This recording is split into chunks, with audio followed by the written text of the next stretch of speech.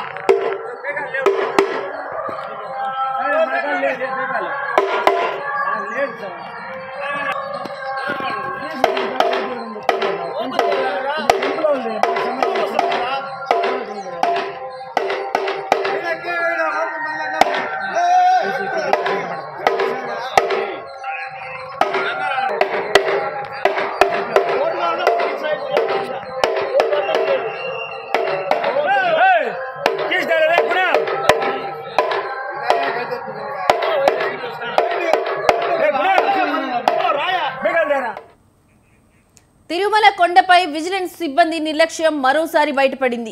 సిబ్బంది తీరుతో స్వామివారికే నైవేద్యం ఆలస్యమైంది. వసంతోత్సవ మంటపం మెయిన్ గేట్ కు తాళం వేసి వెళ్లిపోయారు సిబ్బంది. దీంతో అర్చకులు ఆలయంలోని పోర్టు నుంచి ప్రసాదాలు తీసుకొచ్చారు. బరువైన ప్రసాదం గంగాలాలు మోస్తూ ఎండలో నిలబడిపోయారు అర్చకులు. కాగా శ్రీవారి ఆలయం వెనుక వసంత మంటపంలో 3 రోజులుగా వసంతోత్సవాలు జరుగుతున్నాయి. విజిలెన్స్ సిబ్బంది నిర్లక్ష్యంపై భక్తులు ఆగ్రహం వ్యక్తం చేశారు.